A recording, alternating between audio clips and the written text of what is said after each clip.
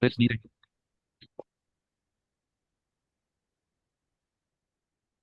Good afternoon, all.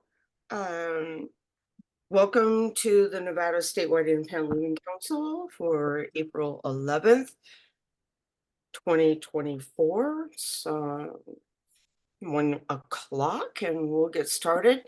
As a reminder, please make sure that you are muted for all of us so that we're not picking up background noise. I would appreciate it. My name is Ace Patrick. If you don't know me, I am filling in as chair for Julie and Havander, who are absent today. So Dawn, could you please do roll call? I sure can. So we already know that Julie Weissman-Steinbach and Havander Davis are both excused absent today. Ace Patrick? Here. Sabra McWhorter-Clark? Lori Lulu, Regional Coordinator, Beijing. I think Sabra might be running late. I will check and see if she's here a little bit later. Vicki Essner?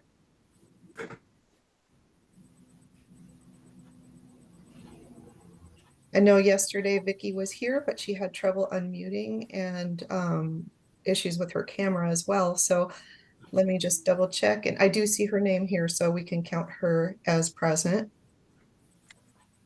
Dee Dee Formaster? Again, I think Dee Dee may be coming a little bit later. We'll keep our eyes open. Linda Voivoda? Here. Peter Whittingham? I'm here, thank you. Mary Evilsizer? From Victoria.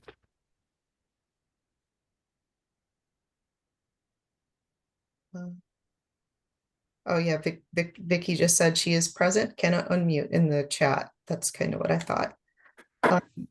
Mary Evilsizer, are you able to unmute to acknowledge your presence?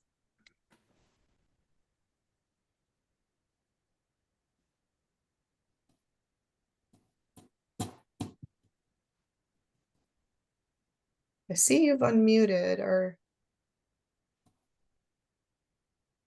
I can't hear you though. Oh, thumbs up. Okay, Mary Evilsizer is here. Thank you. Obioma Officer? I know Obioma said she'd be here, so she may end up being a little bit late as well. I know she's coming back from some rural town halls. Jennifer Kane? Here. Thank you. And Cheyenne Pasquale? I think she said she's unable to be here today. Is there someone else here in from Aging and Disability Services that she has given her updates to present? Hi, Dawn. Yes, Cheyenne gave me some updates that I can share. Great. Thanks, Lori. Okay. You're welcome.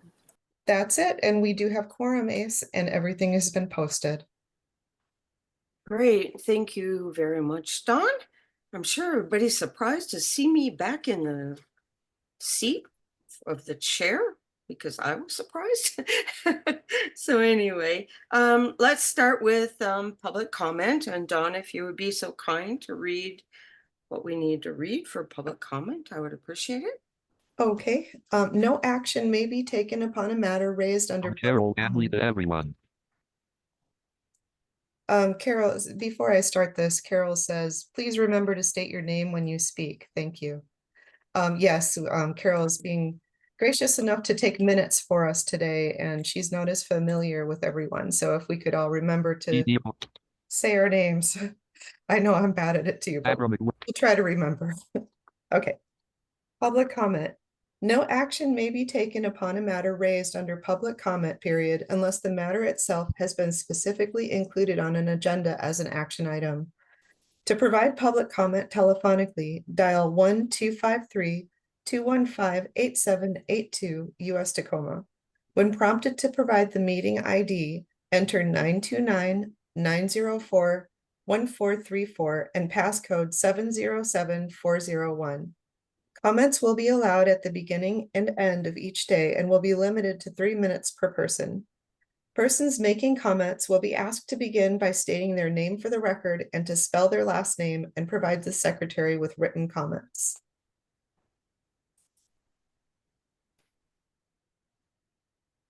Okay, thank you, Dawn.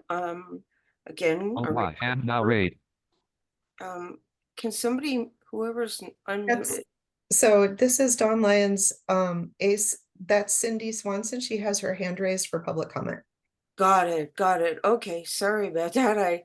I just hear all the background stuff, and so it's hard for me to concentrate. All right, so Cindy, you're on. Go ahead. Okay.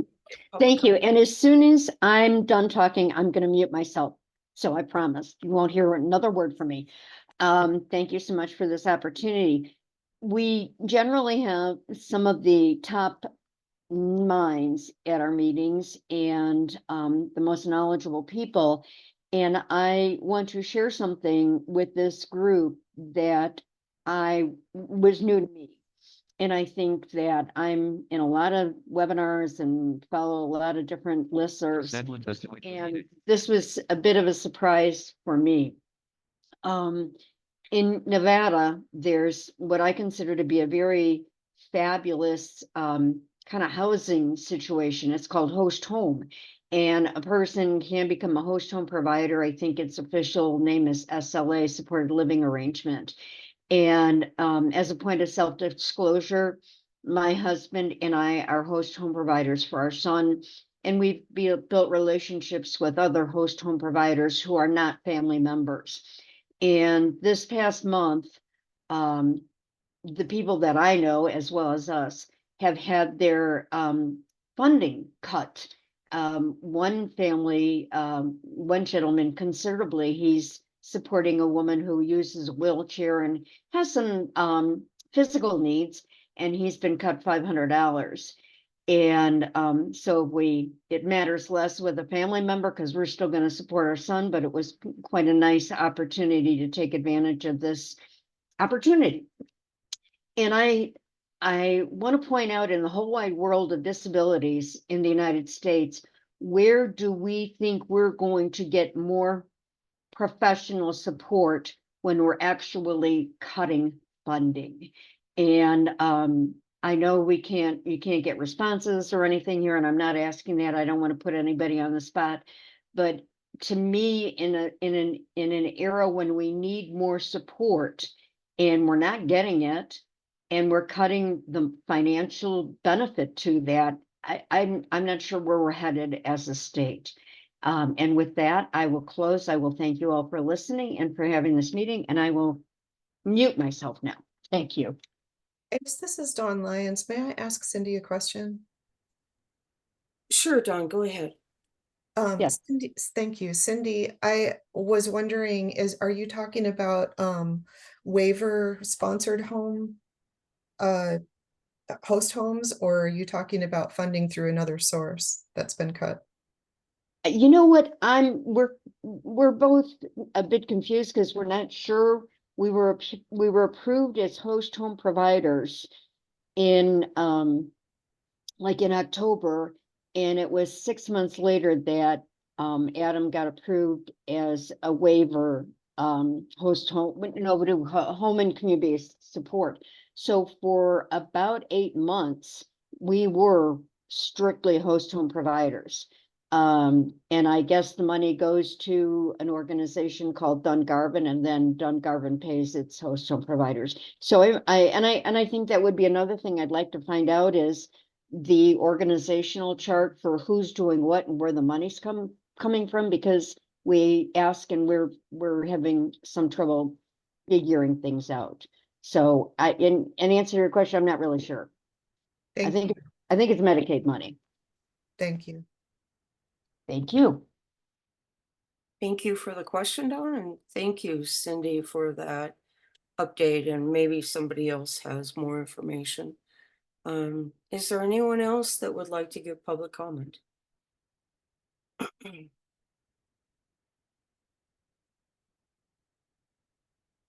Any other public comment? I do not see any other hands up, Ace. Okay, great. Thank you very much. Now, from what Dawn has said, we're going to start off with agenda item number 5. And let's see, the next thing on the list is John here to give his update.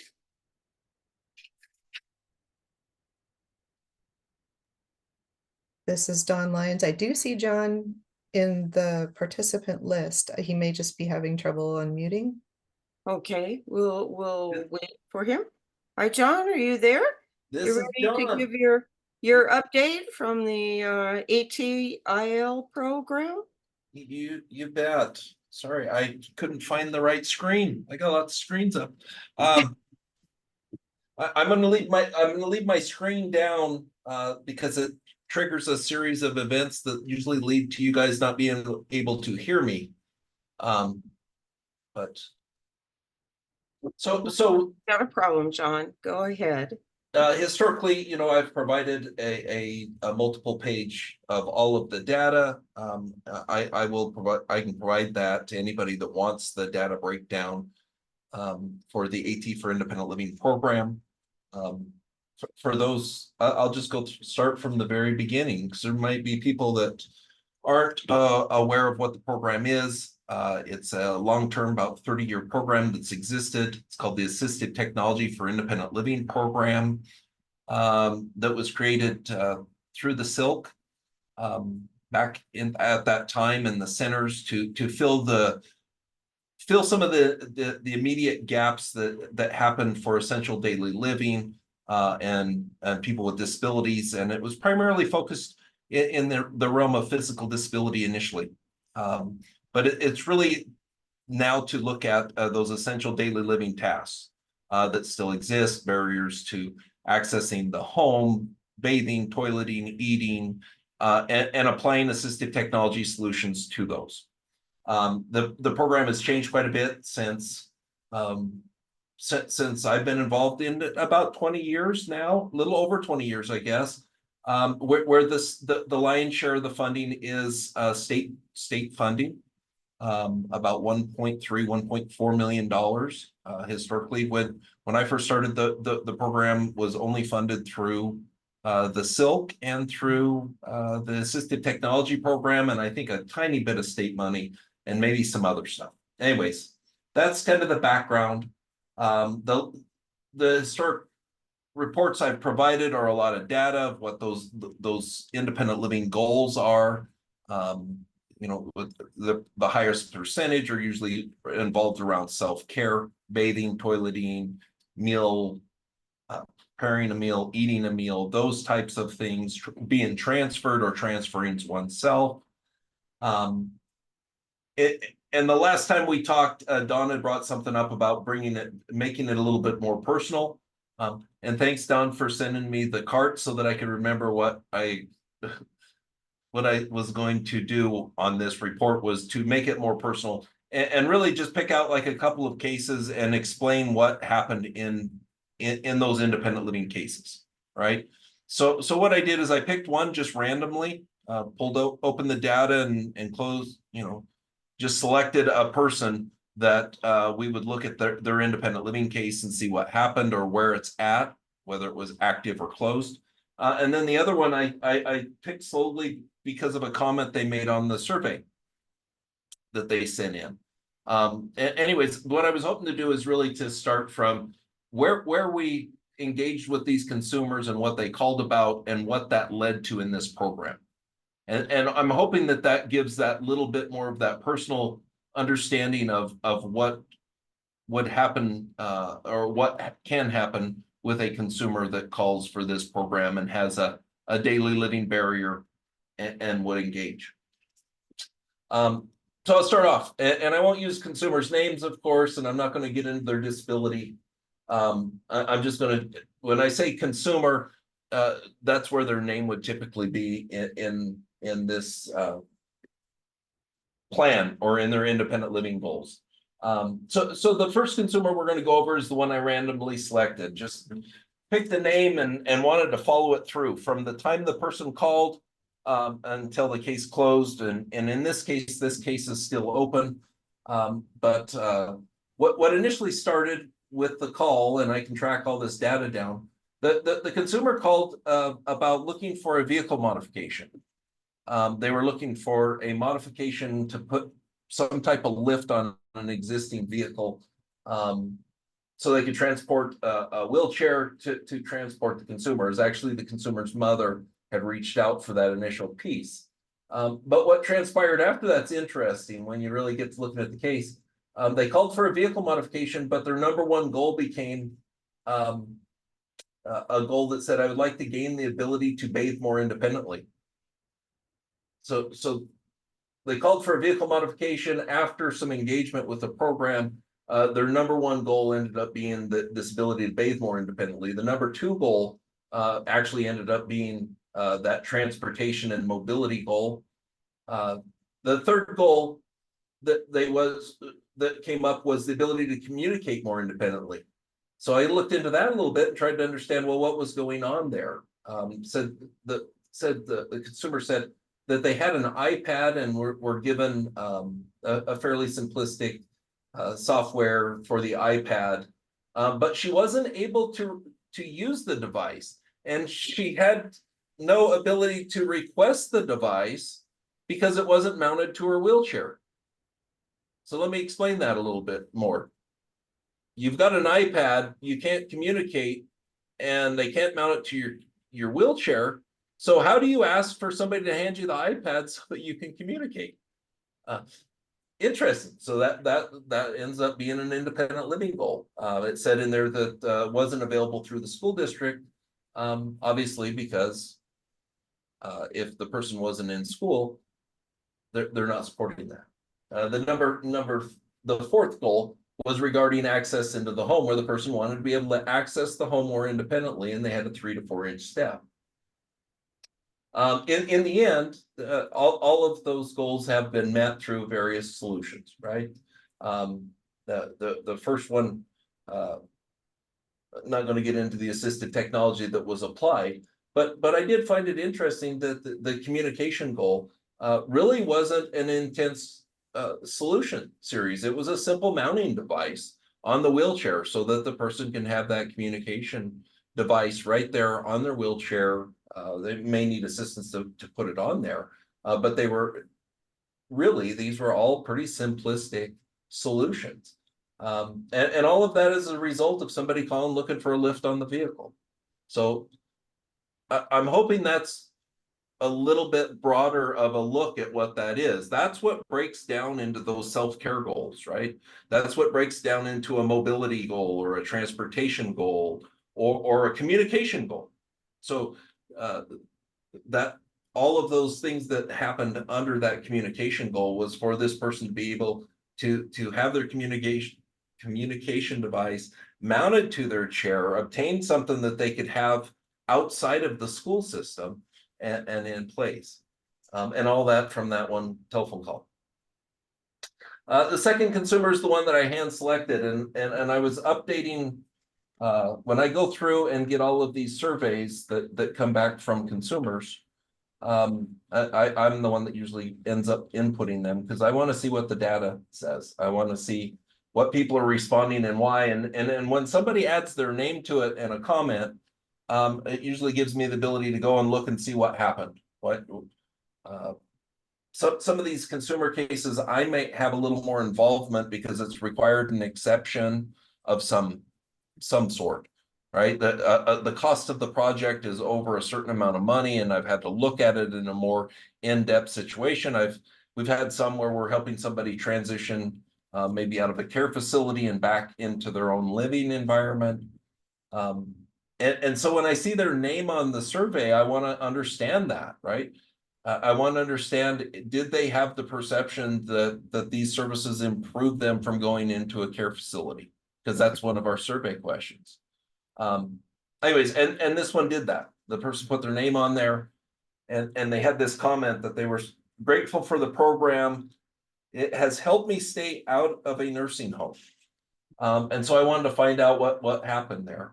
And what happened was the consumer and her husband called the program looking for some type of lifting system because the husband's back was giving him trouble. And they were just trying to figure out how to get transferred out of bed. And that's what the initial call was about when I look at that call down. What it ended up turning into was not only an independent living goal about transferring out of bed, but also, personal hygiene, accessing the sink, toileting, shower, and doing those things more independently, not just relying on somebody else, but is there a way that could happen? Another barrier was getting in the bedroom with the wheelchair. Too narrow of a doorway. So that led to an independent living goal. There was also the need to access the home with the wheelchair. So there wasn't a ramp in place, several steps into the home. Fifth goal was that mobility transportation area. We're looking at a vehicle that she could get into, again, to prevent people from lifting her and putting her into the vehicle. This case was actually closed. That's why we got the survey in there. And all of those solutions were provided throughout that. What ended up being put in place was an overhead track lift system that enables her to transfer herself back and forth, where she's more basically is able to do that more independently and not in relying on somebody else. The widening of the doorway, the putting in of the ramp. There was an addition of adding a door opener to that process so that she could access the door in and out. And then finally, the vehicle modification was putting a seating system in there that she can transfer into the seat and herself and not be lifted into that process. So there's the insight into 2 independent living cases and the goals that came out of it. What we typically would find, or you often find in this, is when you start engaging somebody that has a disability. If you started having a conversation with me about what's my biggest barrier today, but we really start getting into my day-to-day life, you're going to find out a lot more about that, right? You're going to find, maybe I'll find out that there's something that could be done that might make my life a little bit easier. And that's what we want to see. We want that consumer to not just, we don't want them calling about a grab bar and that's where it ends. That's where so many programs get this wrong. And they're identifying units of service and counting how many grab bars are installed instead of what the outcome is, and finding out what that person's really trying to accomplish. And while I understand that our charge in this program is really just looking at the essential daily living, it does give us the ability to delve in there and really try to find out, well, let's walk through your day from the time you wake up until you go back to bed. That's our point A to point B we want to look at, so that you can really get a better understanding. We may not be the option or the resource to do many of the things in there, but really, you don't know what you don't know. And I'm telling you this from my own experience and my own disability. Where I started and where I'm at today are 2 different places. And the things that I could not see, the simple solutions I couldn't see, are the things that I think that we can help with in these programs. All you see is this big barrier and like, no, there's no way that I can even get to the kitchen sink, right? There's no way I can do that. But if you start working with peers and you start working with people that have already accomplished that, and you start seeing those possibilities, it actually starts breaking down other barriers in your life. And I relate this all to running into a bunch of people with wheelchairs back over 25 years ago. I went from, and people have probably heard me say, went from thinking like, there's no way I'm ever going to have a $65,000 van to going, oh, all I need is a set of hand controls and learn how to take my wheelchair apart. That's what peers did, right? That's what experience and people sharing that information did, and that's what I hope we always accomplish with this program.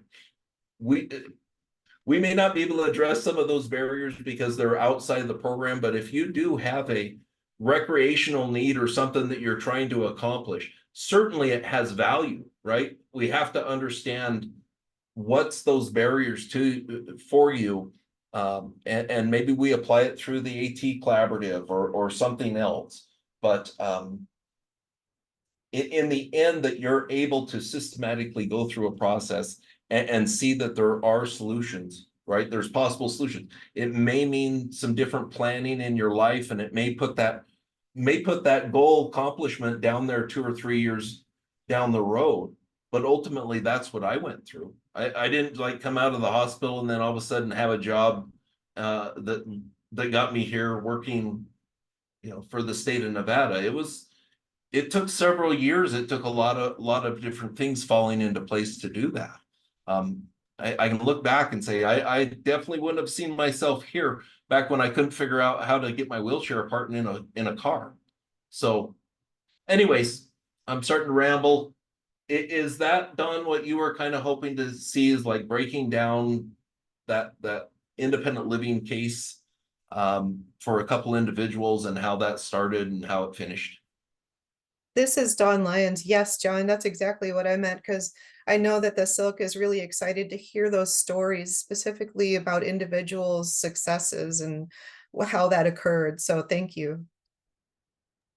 Yeah, I would have randomly select, but when you see somebody that puts a statement like that down, right? They didn't necessarily call saying, this wasn't a call from somebody that said, oh, we're going to have to put this person in a nursing home. That's not how that happens, right? It's an individual calling going like, I didn't know I had other options. I was thinking that would be the best option for myself and my family. Kind of a cool outcome, and I'm glad that the person took the time to put that down on their survey. This is Ace. Thank you so much, John, because that is exactly what we've been looking for. And I think the stories of the consumers you serve and how you serve them really bring life to the program that you have and makes us understand a lot more exactly what you do. So are there any questions for John at all? There's one more piece that I was debating on whether adding or not, but I kind of feel like doing it now, if you don't mind. And that is the cost. I don't like to talk about the cost of things because that's often where programs go. Like, what's the cost of a human's life? Or if you know what I mean. I don't like that part of it, but there is an important aspect to that. And I'm talking directly tying to like the Olmsted decision and supporting people in living in their communities versus institution.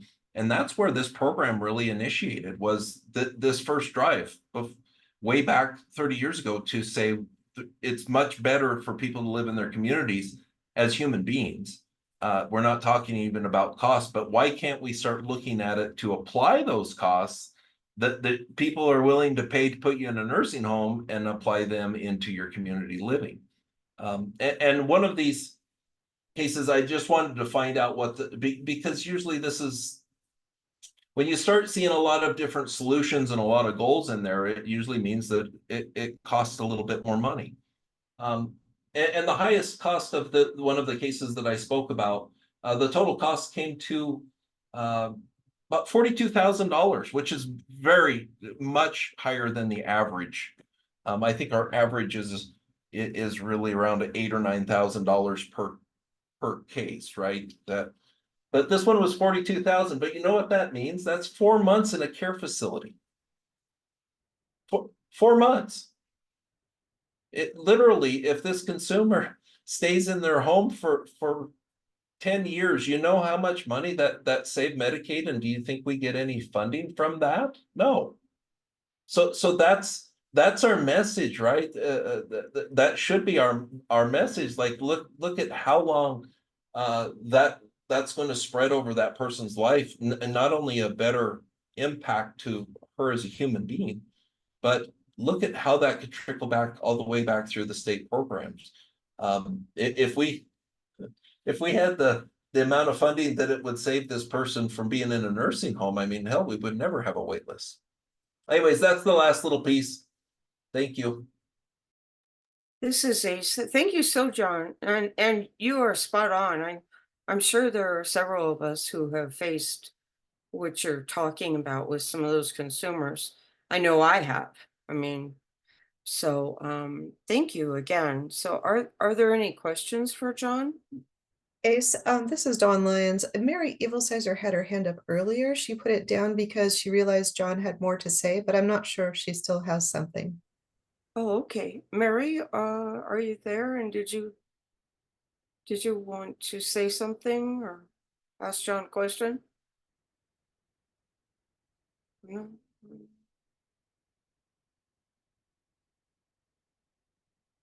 Is she unmuted or She is unmuted.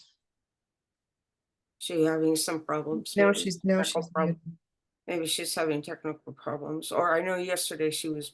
Yeah, I think she is With- because her mute button keeps unmuting and muting, and I'm not sure. Okay.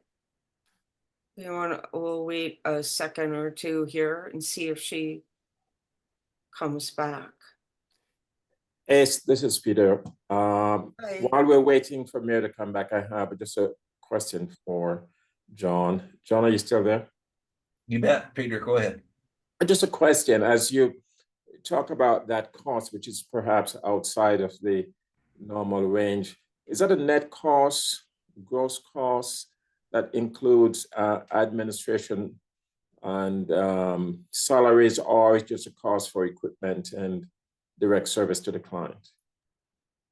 No, good clarification, Peter. John Roseland for the record, by the way. No, that is the equipment only. Okay. The hard part with I think the hard part is that this consumer, the consumer case may go over 2 or 3 years as a goal is being, is still in part of their plan, but things aren't falling together, if that makes sense. So there might be an IL specialist that's working with them for let's say 3 years, right? While certain pieces are trying to be put together. Like this most often happens in the area where somebody's trying to get a modified vehicle, like buy one with already having the modifications, for example. And it takes them several years to put the pieces together, that, you know, getting their income, getting their getting loans lined up, and getting all of those things to align so that they can move forward with purchasing.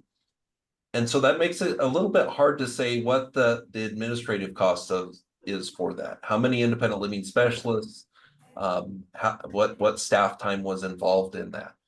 Because as a person is waiting in that hold pattern, you may be only following up with them every month or every 2 to 3 months, or it's in their court to say, hey, I'm gonna call you every 3 months. I just want to keep my independent living plan open or not. But on one part of that, I would say it's a little over $300,000 a year for the staffing, all of the things administratively for this program. I think the total budget's like $1.6 million. It's about $300,000, and that I think at this point is 6 full-time staff, 2 locations, north and south, and of course the computer support, lights, internet, all of those things. Thank you. Thanks, John. Ace, Sorry, one last thing. So the breakdown, Peter, is usually 25%. Sorry, it usually averages out to 25% is supporting the yearly operational cost, and 75% goes to the direct service, nails, ramps, widening doors, assistive technology stuff. This is Ace. Thank you so much, John. Dawn, was Mary able to? So this is Dawn Lyons. I just wanted to mention, Mary put in the chat that her mic is not working. I did offer that she could type her question in the chat if she still had one, but she hasn't done that yet, so I'm guessing she doesn't. And then Vicky also said in the chat, because her mic isn't working, thank you, John. Great information and report. Sorry, I cannot unmute. Okay, well, that works too. If you want to put, things in the chat, that works well for us. Thank you again, John. Really, really appreciated the way you did your report today. Okay, moving on is an update and discussion regarding the Nevada State Rehabilitation Council. Is there someone who can do that? So this is Dawn Lyons. Ace, I actually agreed to apply to be on the rehab council because they need someone from SILC as a SILC representative. And then I was asked to be part of the evaluation committee for Voc Rehab's new Nevada Trip project. And so I think there may be a conflict of interest there. So I've reached out to them before I go ahead and sign those code of ethics and the affidavit, that just to ensure that all is on the up and up, and that I don't need to wait until that's over with before I do that. But in the meantime, I did get news that Raquel did agree to come back and work with the rehab council at least until her term ends. So that's good that they have her still there, but they still need a SILC representative. So if I'm not able to, it would be great if someone here could volunteer, or if they have the time to, they have quarterly meetings just like we do. And it's so important to have the connection with the rehab council and the SILC, and the collaboration among both of us, and just give each other updates on what's happening. So I would appreciate it if any of you are interested, to please reach out to me if you don't want to speak up now. So that was my update. Thank you, Dawn. Appreciate that. And Excuse me, Ace. Sure. Ace, this is Linda Vavoda. Hi, Linda. Linda Vavoda. Go ahead. Hi. Question for Dawn. Is it a paid SILC member that can volunteer, or how does that work? Can you elaborate just a little bit more? Sure, this is Dawn Lyons. So Linda, the Nevada State Rehab Council is through Voc Rehab. They're under the agency of Voc Rehab. So they're an advisory council to Voc Rehab. But it's all voluntary, just like the SILC, in that manner anyway. And they do create a report every year, and they do assessments, and they analyze those assessments and help create the state plan for Voc Rehab. So those are the major things that they do. But yes, and Voc Rehab under Nevada Department of Employment Training and Rehabilitation, as Jennifer so kindly put in the chat. I hope that answered your question. I have another question. Is that in Carson City, the Voc Rehab here, or where is it out of? The vocational rehabilitation is statewide, and the rehab council is also statewide. This is so basically you'd be serving like this. You'd be on Zoom meeting with everyone quarterly, Linda. Yeah. Thanks, Ace. Sorry if I didn't make that clear. And then Robin had a question in the chat. If you don't mind, I'll read it. She says, Sure, is the SILC a required member and mentioned in the Voc Rehab bylaws? It is actually. The SILC, they have it, actually, it's in their required membership that they need a SILC representative on their council. But if we don't have one, we don't have one. Well, and they're not in compliance. Yeah, I know. Oh, what can we say? Anyway, well, Linda, I hope you consider doing that since you're asking questions. Okay, sir. Can I ask, Ace, this is Peter, just a question for Dawn. Dawn, have we had previous representative with work we have from SILC? Yes, Peter. So this is Dawn Lyons. Actually, Raquel O'Neill was on SILC previously, so she was the representative. Okay. But she also resigned from SILC when she changed positions, job positions. And so she actually had retired from the State Rehab Council as well, but they talked her into coming back. Too bad we couldn't. Okay, thanks. And this is it's good for some of the other council members to, serve on some of these other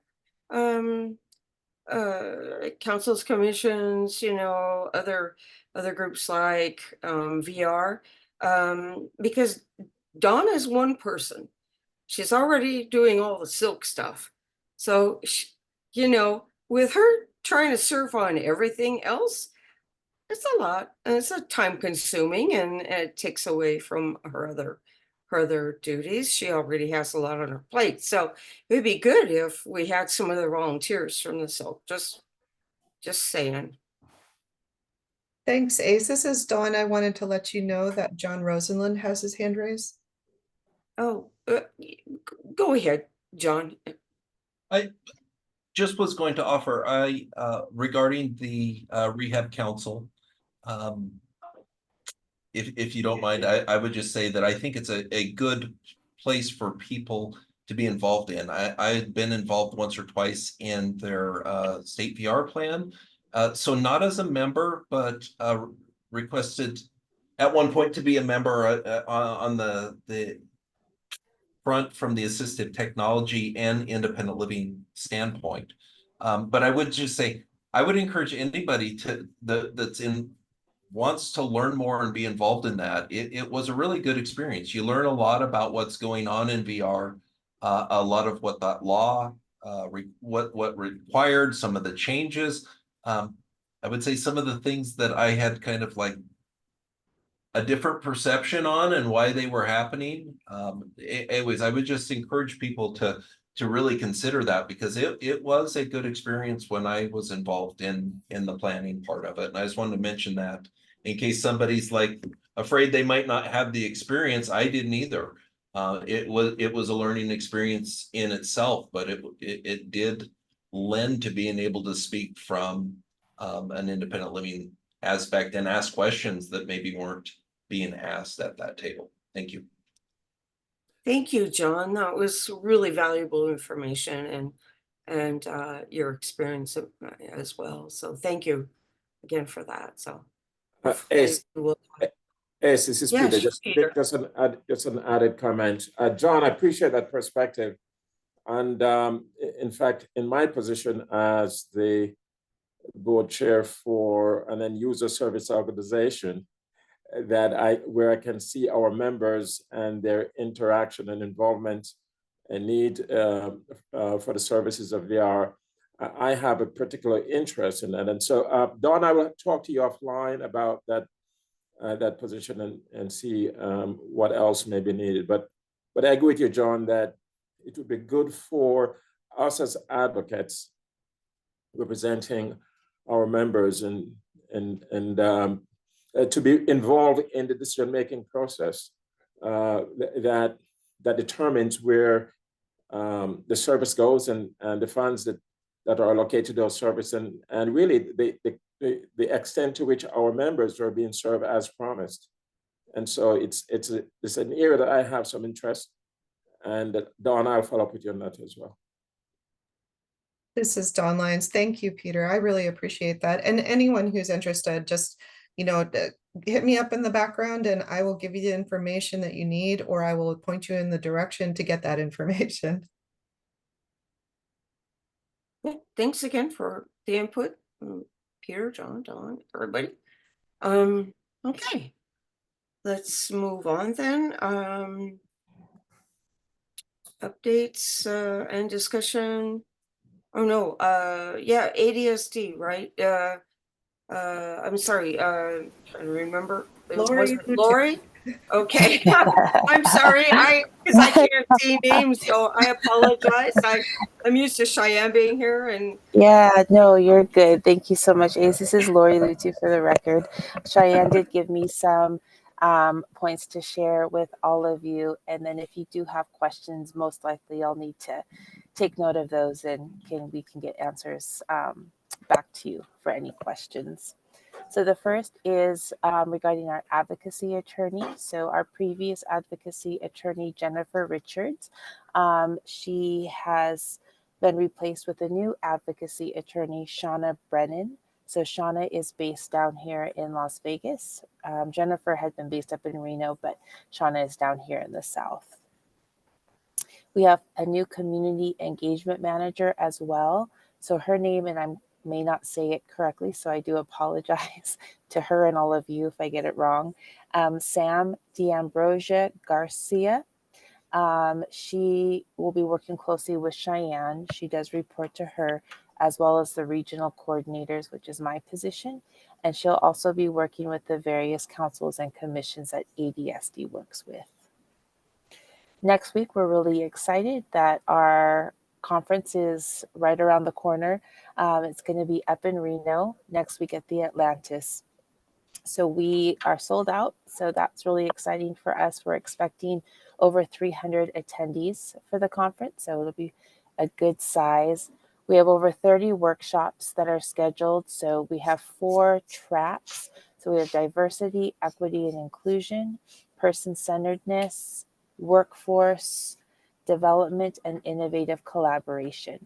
So we feel like we are able to have a kind of a broad scope of topics within each of those areas. So like I said, we are very excited that is coming up next week.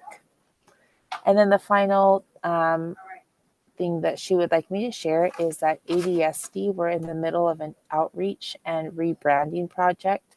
So we have completed the research and information gathering stage. We do have a vendor who is working with us on this project. They're focused on brand identity and the foundational elements of our messaging. And then our next major phase is going to be examining the website and developing new content. So brief update from ADSD, and Cheyenne's absent. But is there any questions?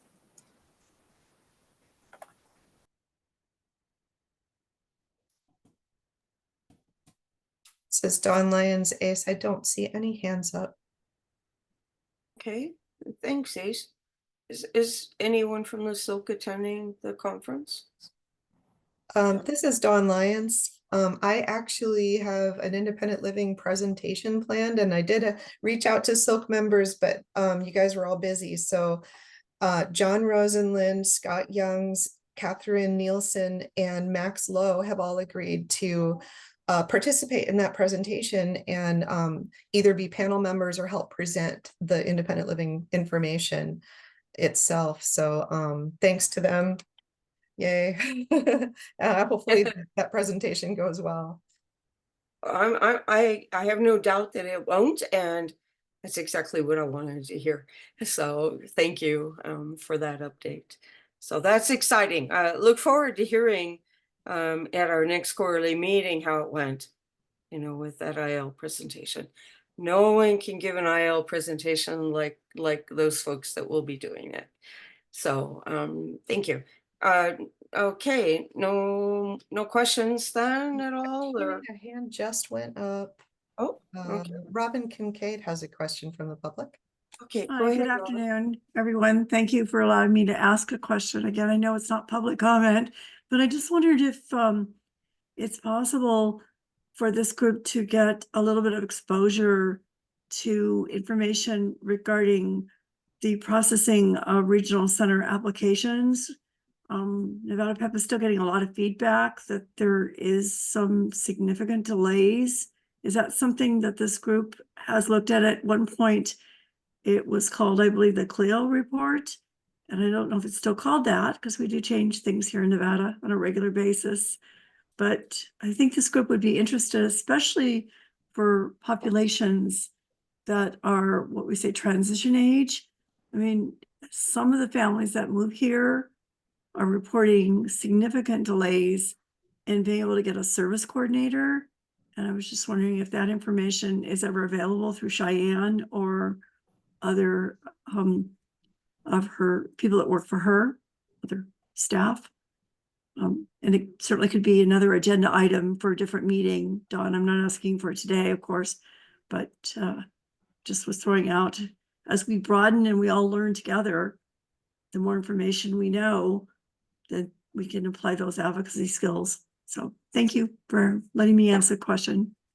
Thank you, Robin. This is Dawn Lyons. I just want to say that I know the Commission on Services for Persons with Disabilities provides Aging and Disability Services provides the full-length CLEO report at their meetings. And so I didn't necessarily think that it needed to be presented twice, but it wouldn't hurt to share that information with SILC, of course, and we could actually provide that as a material, and maybe Cheyenne or Lori or whoever is presenting for Aging and Disability Services can just share highlights from that, if that's, is that kind of what you're hoping, or were you talking about specifically getting someone to come from the regional centers to talk about how that application process works as well?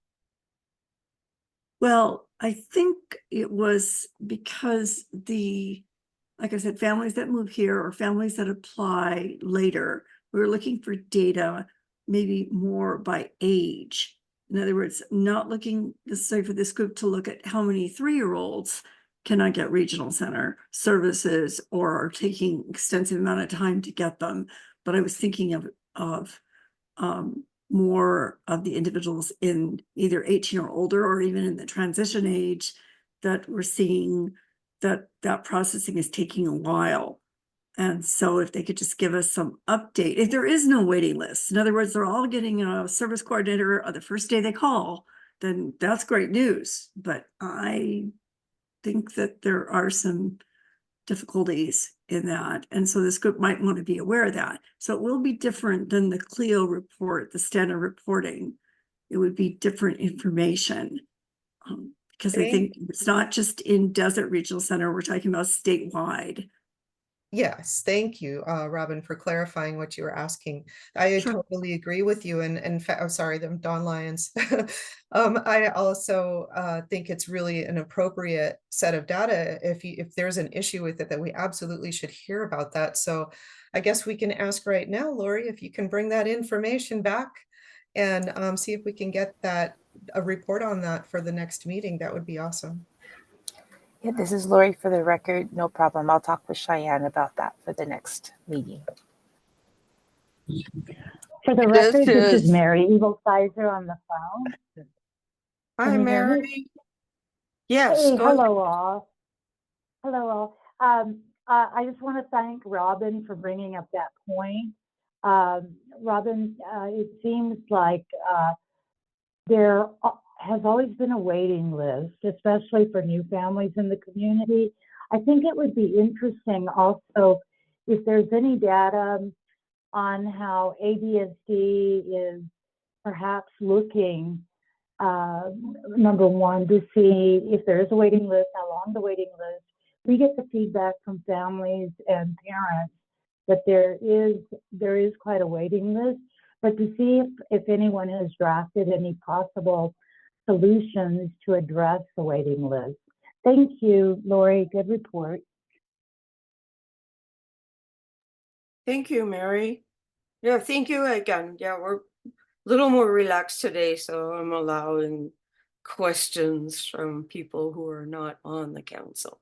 So thank you, Robin, for bringing that to attention and asking about that, and look forward to having Lori back if she's the one coming and providing some updates for us again. Thank you again. Any other questions for Lori from the council at all? This is Dee Dee Formaster. Hi, Dee Dee. From our CIL. I'm on my phone. I just want to say that over here in the Carson Minden Gardnerville, Lyon County areas, it is like a desert out here as far as services for rural regional.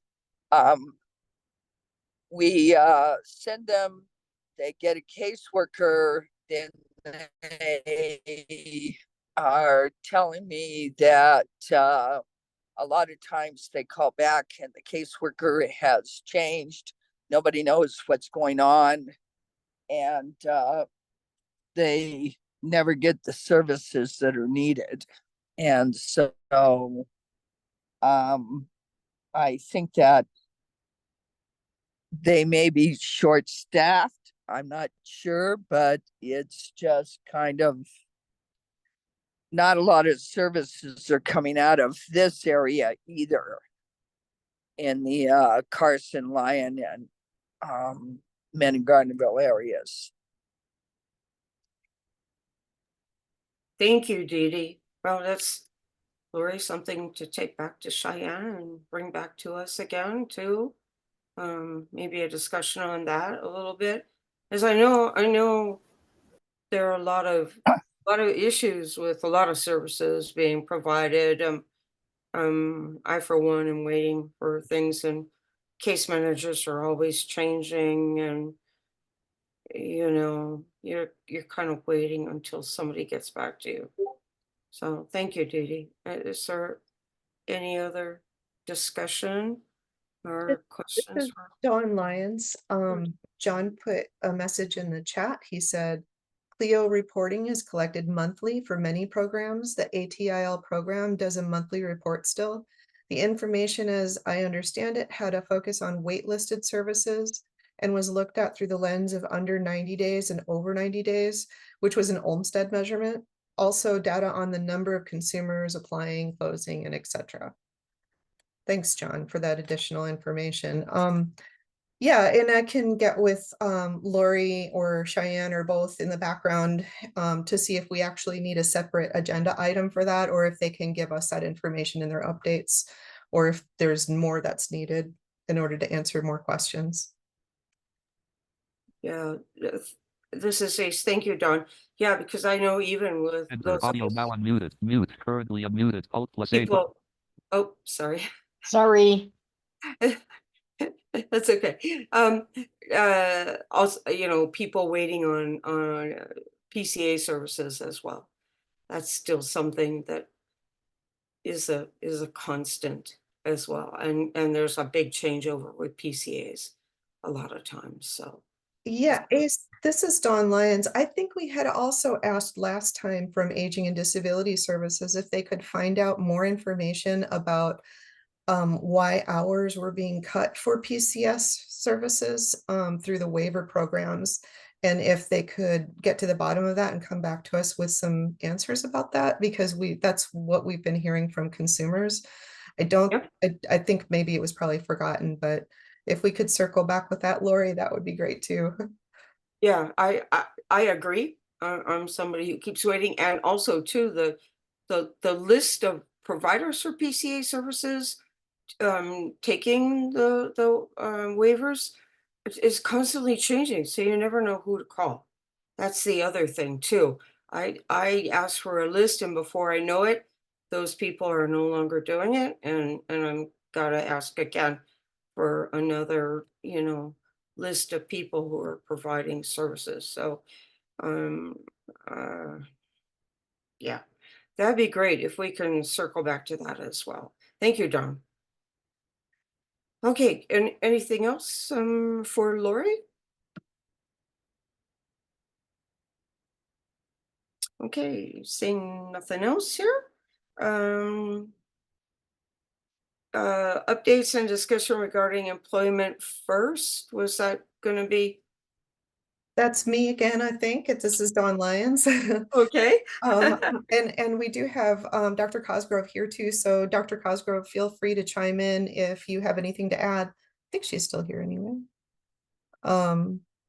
Anyway, we met a few weeks ago or a couple weeks ago, and we're going to meet again in a couple weeks. We were working on was we're planning, and I think I mentioned it yesterday, the employment fairs both in Reno and Las Vegas, so that we can get a good model going, so that we can also hold employment fairs for people with disabilities in the rural areas in the future. We want to make sure we get it right. And so we're working on venues and locations. We have the dates. As I told you yesterday, they are on June 25th and June 27th. And that's a Tuesday and a Thursday, so we have time to travel from one to the other. But we're not sure which one is going to be held where yet, because we're still looking for locations. So we want to make sure that we do it right and we get locations that are accessible for everybody in the most accessible way, I should say. And let's see, some other things we're working on. We're still working on an executive order for Employment First in the state of Nevada. We've got several partners on board. Voc Rehab said they're supportive of that, and the office of the governor's office of workforce innovation, and I think workforce innovation, I think that's the whole name. It's Go Win for short. They are also on board. We had some discussions with the administrator there, and he's really excited to partner with us on that effort. So we've made a lot of progress in behind the scenes. We've been presenting information to different organizations when we can, where we can. I know I presented to Nye County with Kimberly, what's her name? Kimberly Palma Ortega. She's a great presenter and a great speaker. And she was great at presenting to Nye County. They asked us a bunch of questions and she had a lot of answers for them as well. So it was really nice to present with her. I know Cindy Swanson had asked if we could present to Boulder City. And of course that has to be set up yet still, but we absolutely want to present to anybody who's interested. And we do have, like I said, Nye County is really interested as well. They're excited about that effort. I think everybody's excited about it. We just need to put the pieces in place and really get the message out. So that's what we're working on. Can you think of anything else, Cindy or Dr. Cosgrove, that I may have forgotten to mention?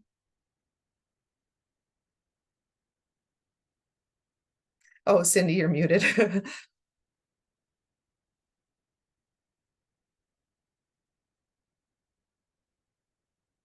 Let me see if I can help you unmute. Let me.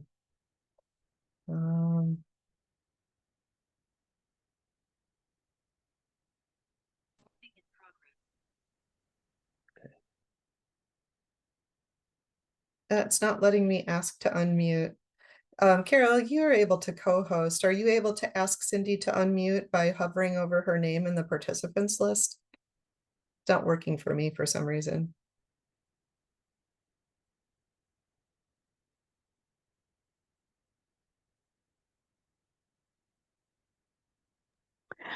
This is Carol. It is not, I'm asking, but it's not going through.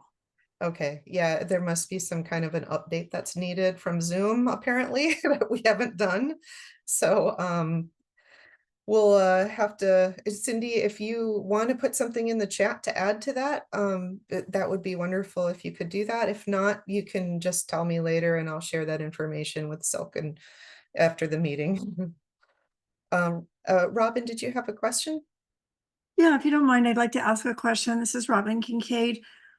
I know that there was some work being done a while back when there were some very large building projects going on in Southern Nevada, as well as even Northern Nevada, that there was some kinds of negotiations and maybe some things that were entered in contracts to promote the hiring of persons with disabilities. I believe Dr. Cosgrove was working on that.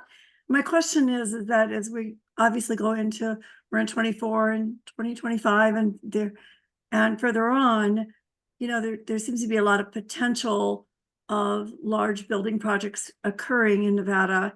And I was just wondering if that we were going to be able to continue the efforts to add to those contracts, whether it be in the building stage or whether it being that they employ persons with disabilities once the project is complete and the business is functioning, that there be some requirement for a certain percentage or some way. I think that maybe there was a little bit of concern, maybe when we did the Raiders, that maybe we might want to do it a little different in the future. And I was just wondering if there was possibly some plans or updates, and if this particular council could support those efforts to encourage hiring of persons with disabilities.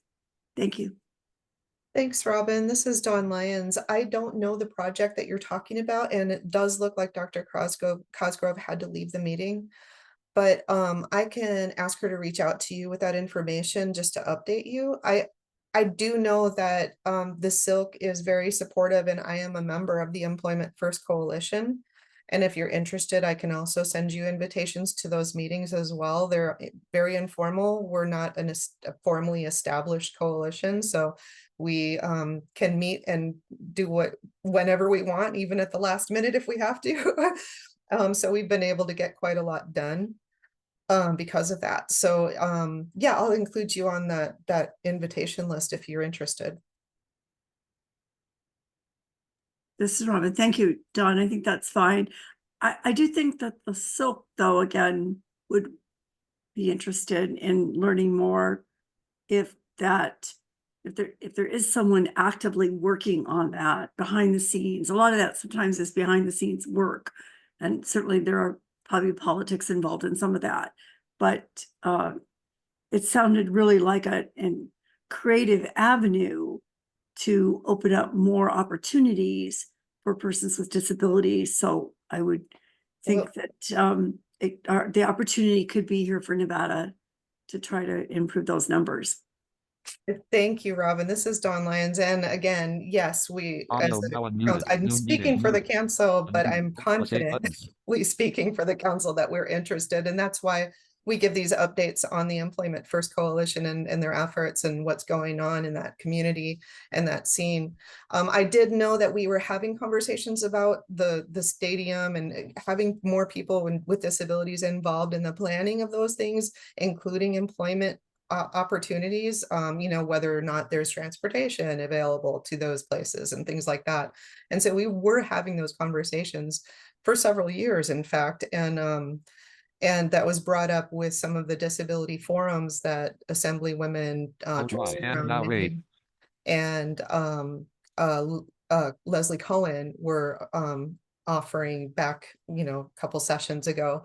And so those were things that we had mentioned, and I had brought up specifically that people with disabilities needed a voice and a place to speak and be part of those planning opportunities for employment in Nevada. And yeah, so it is important. And if what we do find out from Dr. Cosgrove, I'm sure we'll be able to share at our next SILC meeting when I give this update. So thank you for bringing that up.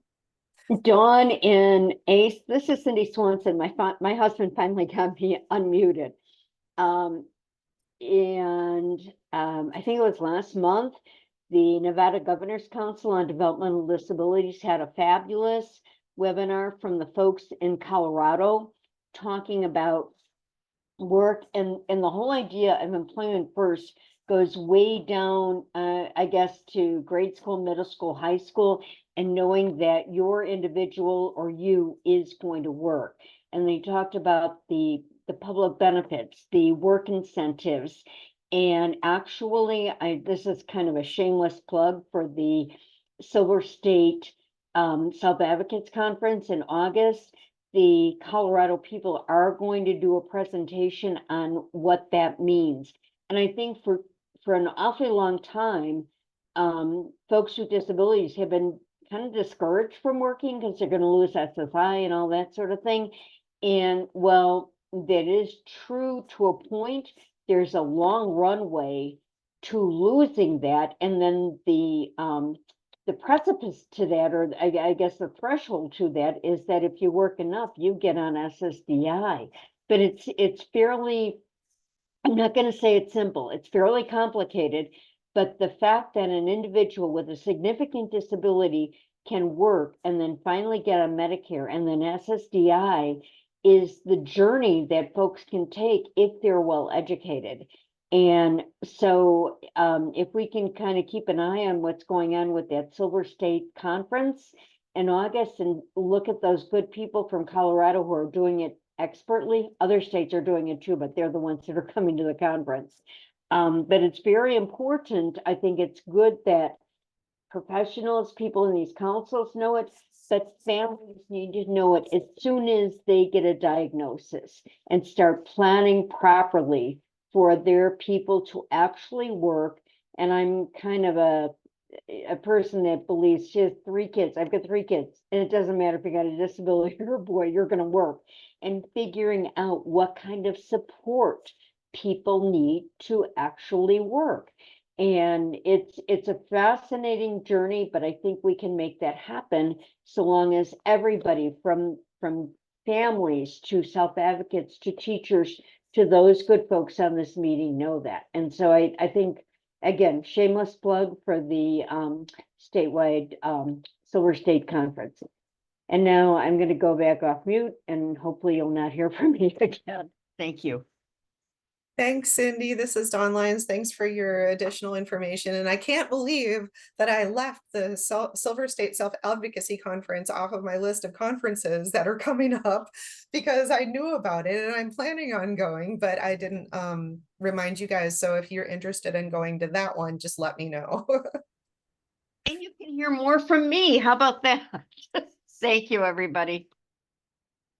Yeah, this is a self-advocacy is so important because boy, if you don't know how to do that when you're very small and grow up learning to do that, by the time you reach my age, you're a bit lost with where to go with that if you haven't learned to advocate for yourself. So thank you for the updates from everybody. Okay, are we ready to move on now? All right, speaking of conferences, are there any updates from council members who went to conferences at this time?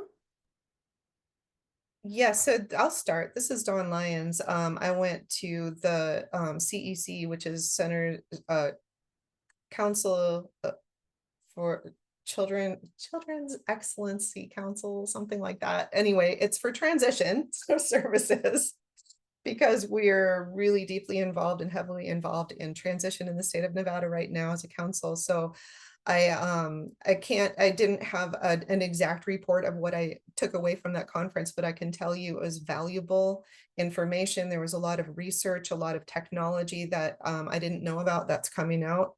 I think I shared some of that in the past. I'm not sure if I shared that here or if I shared it at a different meeting, but the technology was just amazing that there were in Japan, they have an avatar robot that is able to actually be the eyes and ears for people with severe disabilities who can't leave their home to be able to go out and work full time and be they were given this example. They were servers at a restaurant at a college or university, and it was really amazing to hear from one of the people who was operating that avatar back in Japan, but at the conference that he was able to really expand his quality of life because he was able to communicate and socialize with people and be more involved in the community. And it was an incredible experience for him. So I was excited to see that. I don't know how long that's going to take to come to the mainstream, but it sure was exciting to see. And there was some research that I think I'll be able to contribute toward when we're doing our planning as partners with the Nevada Trip program and for our word from the DD Council for Transition Education in the community when we're participating in those planning in the planning projects for those for training purposes. You know, I can bring some of those ideas to the table. So it was really useful. And I felt like I got a lot out of it. Oh, thank you, Jennifer. It's a branch of the Council for Exceptional Children, CEC conference.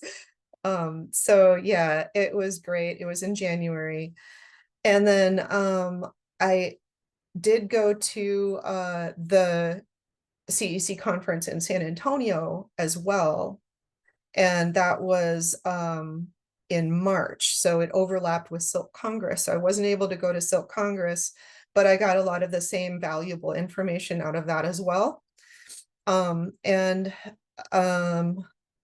me think what else. I've been to so many lately. I just want to make sure I don't forget one. Well, anyway, those are the two that stand out the most to me right now because they're such big projects that we're working on. Jennifer, did you have a question? Thanks, Dawn. This is Jennifer Kane for the record. I just wanted to share, I think we mentioned this prior to and maybe even after, but I know we have some different people on today than we have at some of the past SILC meetings. So I am thrilled to share with you that the Nevada Department of Education Office of Inclusive Education was able to pay the registrations for 140 Nevadans to attend the DCDT conference.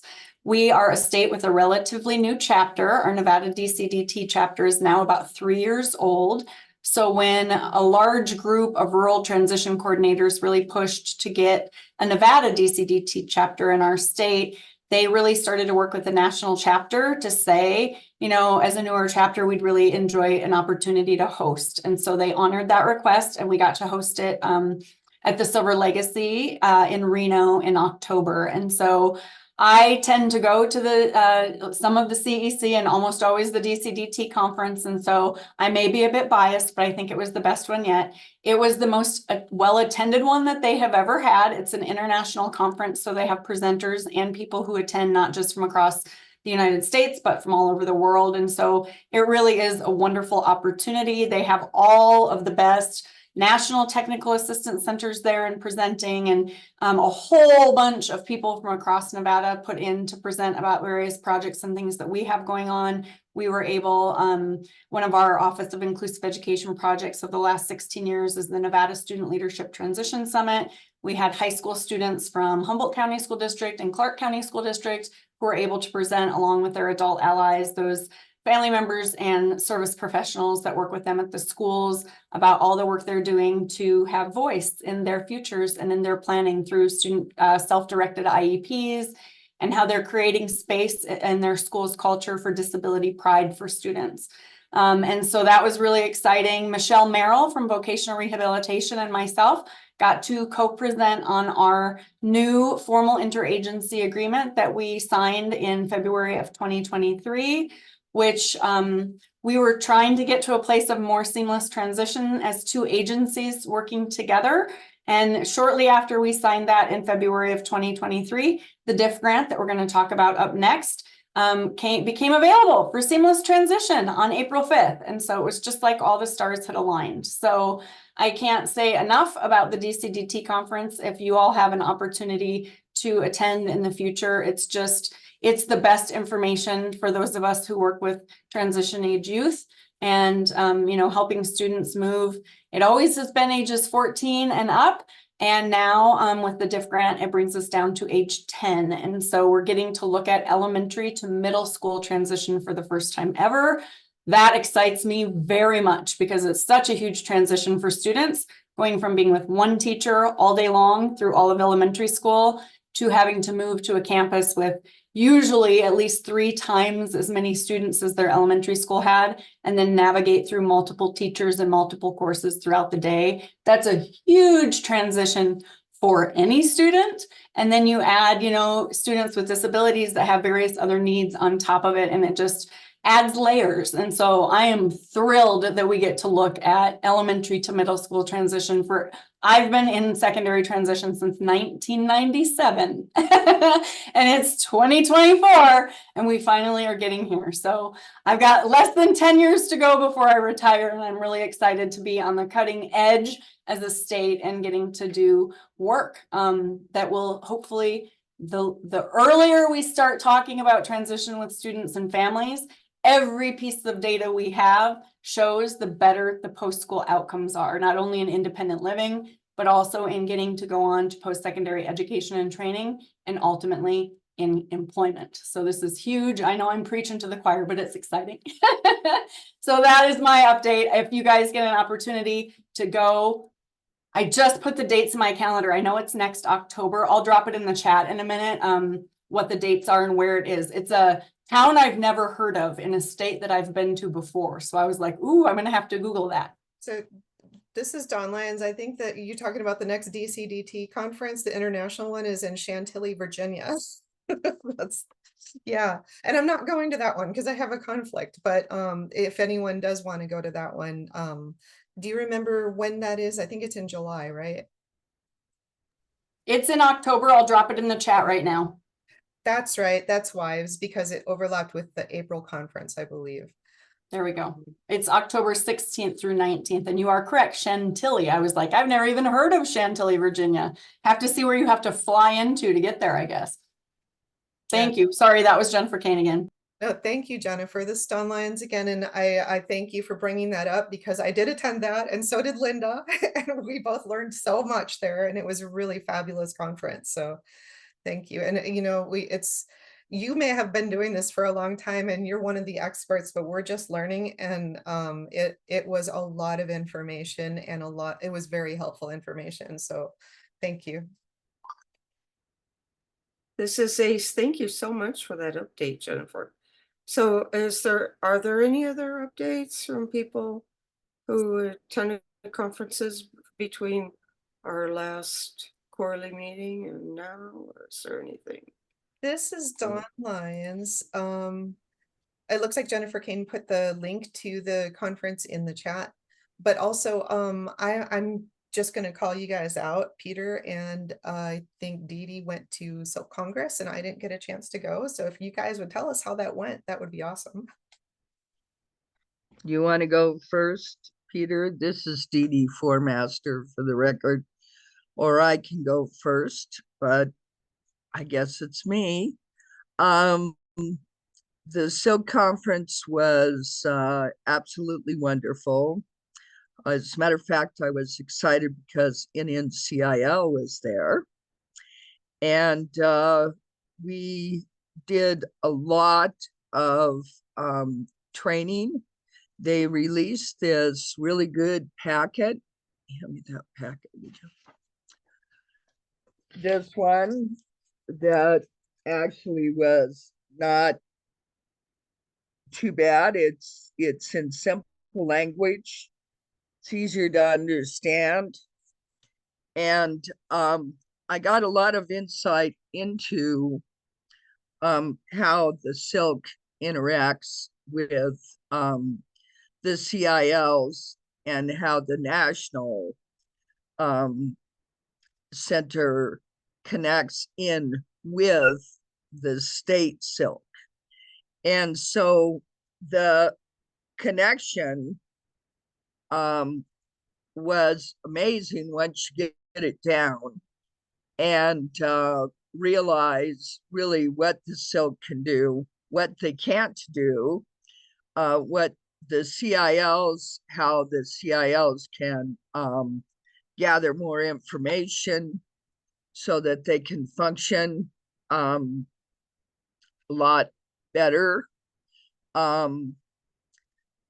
I don't know. I think overall it was a great conference. Plus the networking was amazing, and getting together with our whole division, which I cannot remember which division were the number, but I do remember who's in it. And so we made a lot of good contacts, and we want to try to possibly meet quarterly so that we can talk about what our particular SILCs are doing in that particular state. And so it's important that we share knowledge in that respect. So Saipan is always fascinating. Those ladies are incredible over there, and how they're operating as CIL over there, and the transitions in government, and they just somehow make it through everything. But they're amazing people over there. So I I had a great time as far as networking went. And do you want to add anything? Yeah, this is Peter here, Don? You know what? This is Don Lyons. I was looking for his name and I think he ended up having to leave. He didn't mention anything, but he may have had to go on the fly. So oops, Okay. I have quorum. Oh, okay. Okay. Okay, great. Oh, thank you, Dee Dee, for the update on SILC Congress. Appreciate yeah, it. and I also attended the REM conference in Hawaii, which was really great. It really gave me some deep insight into what other people are doing. They had an incredible amount of conferences and breakouts that you could attend. And the brain diversion section was really a lot of fun. We learned about which section of your brain makes you do things. And that was incredibly insightful because I think that a lot of people don't realize that your brain, how it processes information, how it helps you to be able to see, how it affects the senses. It was the pre-conference, that's what that section was absolutely incredible. And Don has pictures of me. Do I have those, Dee Dee? This is Don Lyons. I was going to ask you if you would share that picture because that was a lot of fun. That conference, especially that particular section of the conference, was really not only interesting, but it was a lot of fun. Yeah, I have to say that I haven't attended a conference that was that much fun in a really long time. And I think that when you go to a conference, you need to have fun. I mean, it's wonderful, all the information you gain, but what's even better is all the fun that you have. And I'll see if I can pull that picture up right quick. But in talking about that conference, John, why don't you share a little bit about the side conference that we went to and some of the things we're trying to accomplish through that? Yeah, so this is Don Lyons. Thanks, Dee Dee. Another one that I forgot to mention. I've just been to so many. I should have had a list. But that when Dee Dee and I went to Honolulu, we went to 2 different conferences. And so we were really busy the whole week, Monday through the end of the week. We were constantly at conferences or traveling to and from them because they were all at different locations, it seemed like. But the APSI conference was on the last, was it 1 or 2 days? I can't remember, Dee Dee, but anyway, it was a packed day. It was 2 days. Was it 2 days? Okay. And one of the directors of that APSI chapter is Patrick from Hawaii himself, and he is also on the Hawaii SILC. And I've had meetings, oh, there's her picture. That's great, isn't it? We had to make designs out of pipe cleaners, and so her glasses and mustache were pipe cleaners, and the hat she's wearing is her brain. Anyway, yeah, the APSI conference was just an incredible amount of great information. We were hoping that we can partner with the Hawaii APSI chapter to get Nevada its own chapter established, but there's a lot that has to be done to get to that point. And when Linda and I had attended Iowa's APSI conference last year, they were telling us that we could piggyback off of another chapter in our region. And so since Hawaii is also in Region 9, we've been in a lot of conversations with them about the possibility of basically like piggybacking off of their chapter and having them mentor us into a position until we can get into the position to actually create our own chapter, which we're still trying to become a 501c3 as a SILC. So it might take a little while before we can get there with our APSI chapter, but in the meantime, we are helping each other. I've been meeting with Hawaii SILC on Zoom since then a couple times, and we plan on meeting again soon to continue our conversations while they help us with our paperwork for 501c3 establishment, and I help them with so Patrick is also running an employment organization in Honolulu that he would like to convert into a center for independent living. So he's been asking me for information about that, and I've been helping him with what I know and helping them with I guess they're filing some paperwork for ACL and things like that. So we're helping each other, and it's been a great relationship. We've built a wonderful relationship with them, and I was hoping that eventually we could get them out here for our employment fair, at least for people with disabilities in both locations, to present as APSI and really help us with that. And so it's just been exciting building these relationships because we help each other so much when we reach out to each other, and it's important to make those connections because we can't do it alone as well. It's really important for us to collaborate and to help each other. So thanks, Dee Dee, for going with me. It was a lot of fun. It was, and I have to say that the relationship that we have developed with them is really what conferences are all about. It's about networking and building relationships so that we can help each other, and being in the same division as they are offers a unique opportunity for both of us.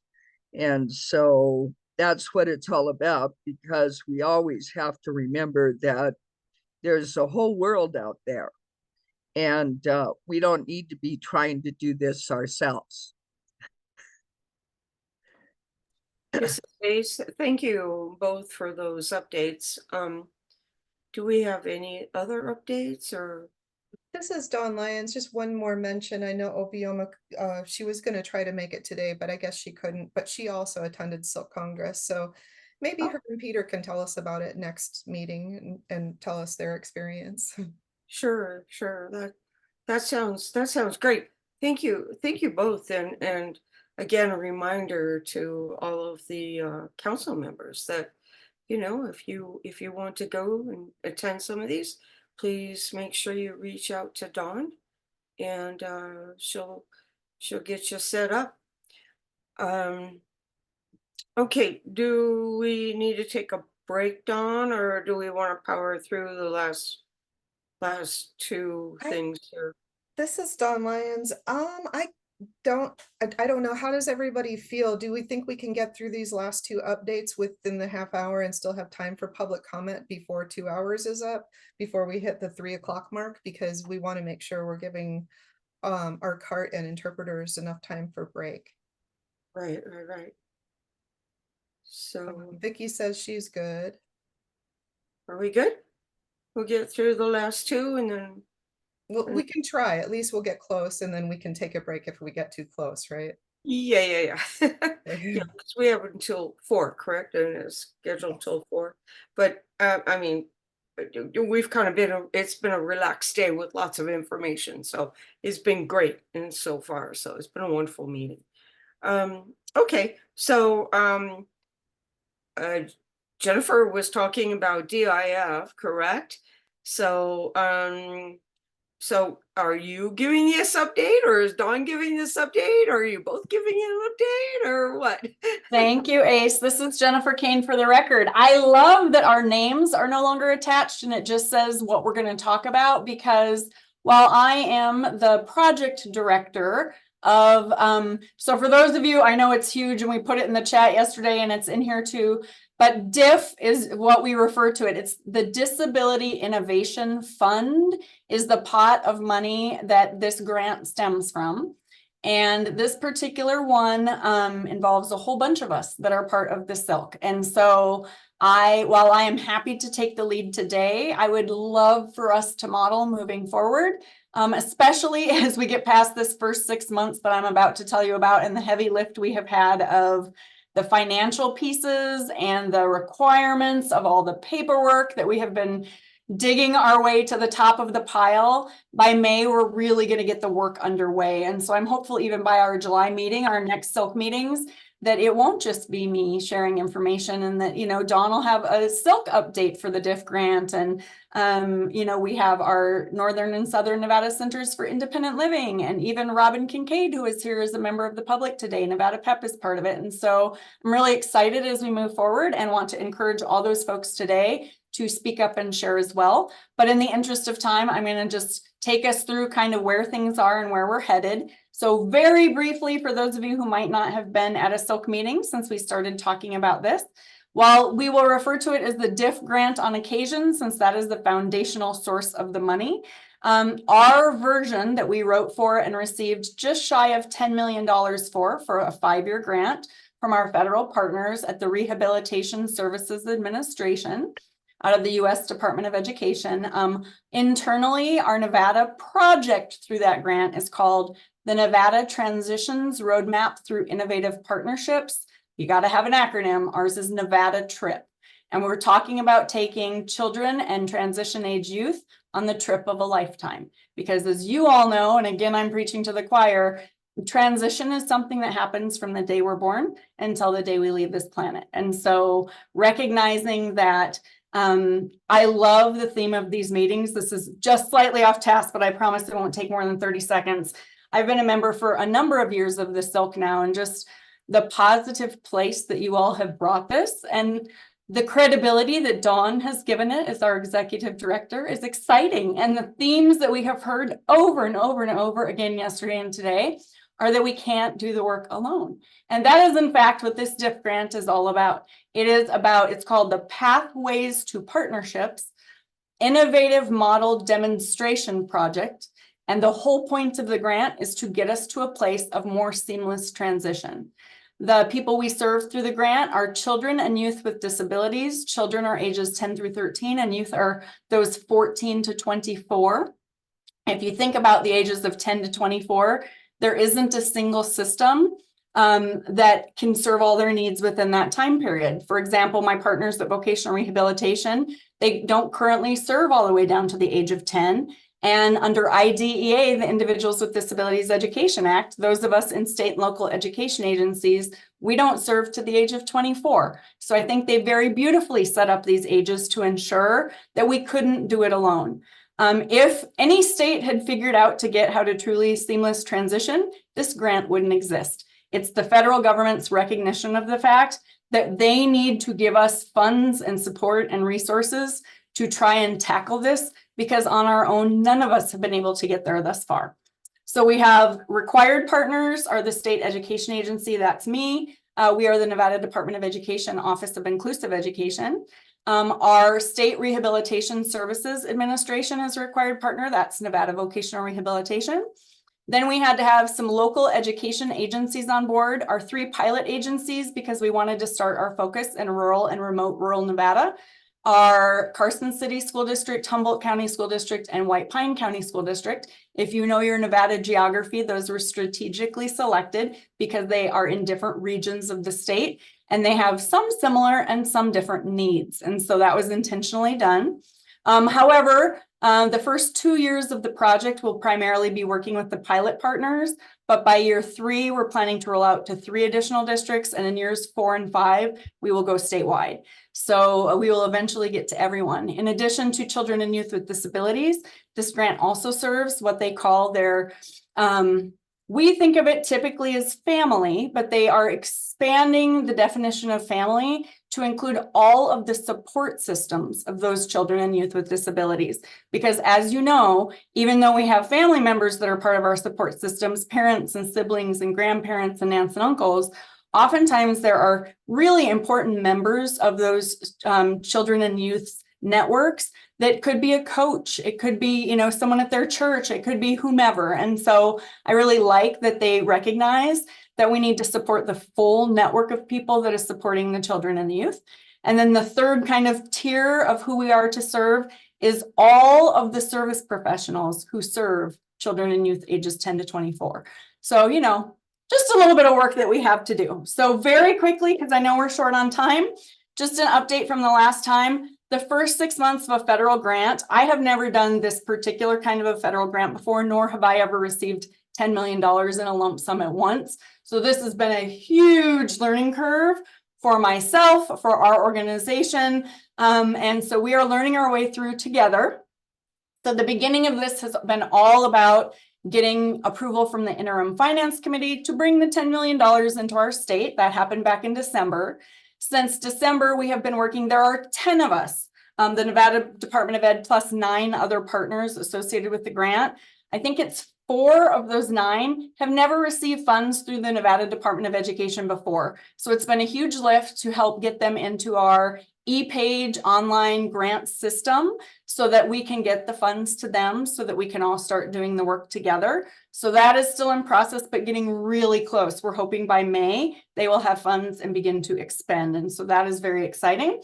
And I'm going to cheat and look at our last meeting notes. We just met the last time as all of the partners on March 28th.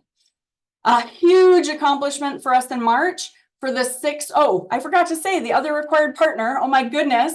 Are our 2 federally funded centers for independent living in the North and the South. And so this is really exciting for us because it's the first time ever with one of these grants that they have included federally funded SILs as a required and not just optional partner. And so that brings folks to the table in new and different ways that we're really excited about together. So in the month of March, we worked really hard with the 6 required partners of the 9. And we had to write and get signed and get submitted to the feds our memorandums of understanding. This took the project from like the 30,000 foot view of like what we wanted to do and where we were headed with Nevada Trip.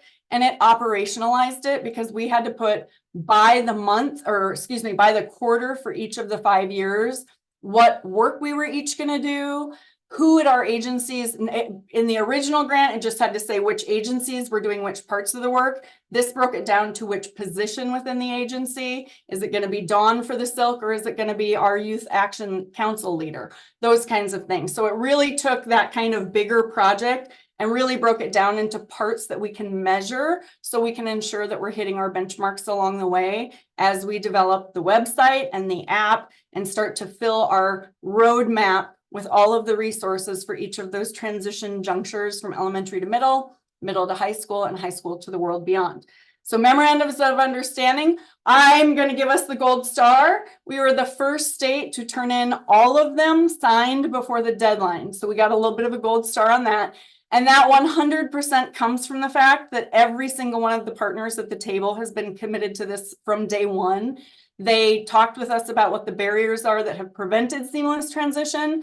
And then they came up with innovative ideas that the feds funded for us to try and remove those barriers and get to that better place for kids and families and all of the service professionals as well. So memorandums of understanding, check. We do them once in 5 years unless there are any things needed for revision. We're hoping not to have to revise. We've had 0 turnover of staff since a year ago when we wrote for this, which is pretty phenomenal when you think about hearing how other agencies, you know, you call and 2 months later you call and it's a different person. So we joke in our little inner circle of Nevada Trip that that's because we're all pretty close to retirement. But it's also good to remind us that we need to create a system that will be here after we retire and for many, many years to come. And so that is our goal.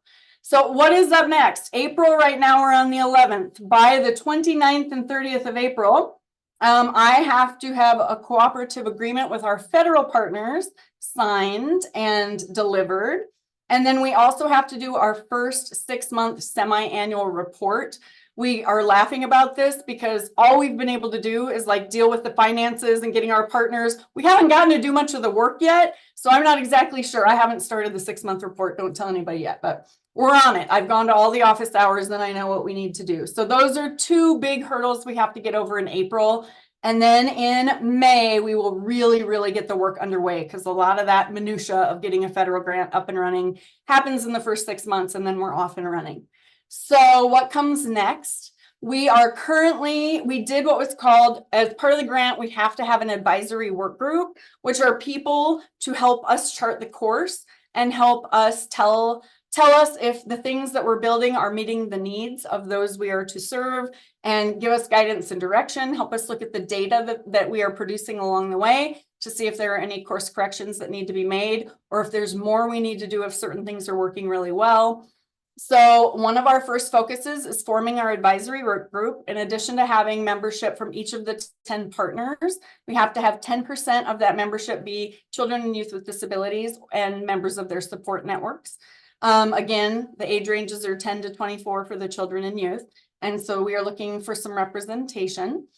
You are more than welcome to contact Dawn if you are or know somebody who might like to fulfill that role for us as a family member on the advisory work group. In addition to that, we are currently about, I think tomorrow or Friday, going to send out to our partners our next little survey. We asked for an initial collection of resource mapping of other people and other agencies that we might want to ask to be part of our advisory work group. So even though they're not named in the grant and receiving the funding, that doesn't mean there aren't additional partners that aren't needed to help guide the work. And so for some of you that have been like, oh, where's my chance to get in on this? Perhaps think about becoming part of our advisory work group for Nevada Trip. And that would be a wonderful way for you to stay connected to the work and also help us guide the project as we build it. And so formation of the advisory work group is up next. It is our goal. We're shooting for to have our first advisory work group meeting either by the end of May or June. It's coming up fast. So we were shooting for May, but if we can get it done in June, I think we'll be equally as happy. And so we are, after the formation of the advisory work group, we are working on some documents right now to share with our partners so that they can add in more information, because the next step, once they get their funds, we're going to start onboarding some staff. And we need to make sure that whether the staff is onboarded here as the Youth Action Council leader for the SILC, or a contractor at the Nevada Department of Education Office of Inclusive Ed, or someone at the Northern or Southern Nevada Center for Independent Living, or out in our local education agencies or vocational rehabilitation, that all of those people are onboarded in a way that they all get the education about the background and the expectations of what is Nevada Trip. And so we're working on onboarding staff. And then at the same time, at our next meeting, which is coming up just in 2 weeks, we are going to start our resource mapping. And so we're going to kind of have two pieces of the project going at the same time. We're going to be building the roadmap. So we look at what are the kind of milestones from elementary to middle school to high school, and high school to the adult world. So we can begin to think about our format for our website and our app and what that roadmap will look like. And then we are going to start building all of the resources into each of those areas. So that is where we are and where we're headed. Our next meeting is coming up, like I said, in about 2 weeks. And we are more than happy to come and update you guys on our progress and where things are headed. But I personally, I'm a programs person. I spent 10 years in Nevada and California as a high school special educator before I came to work at the department 16 plus years ago. And spending all this time in finance and in MOUs and cooperative agreements is killing my soul. So I am so excited to get to May and get past all of those hurdles and actually get to do the work that is Nevada Trip and figuring out a better path to seamless transition for children and youth in our state. So I'm thrilled that the SILC will be with us every step of the way, and hearing you all talk about how we can't do it alone, just right there with you. We echo your sentiments from the Department of Ed. So thank you for your time. And I'm sorry that was longer than I meant it to be.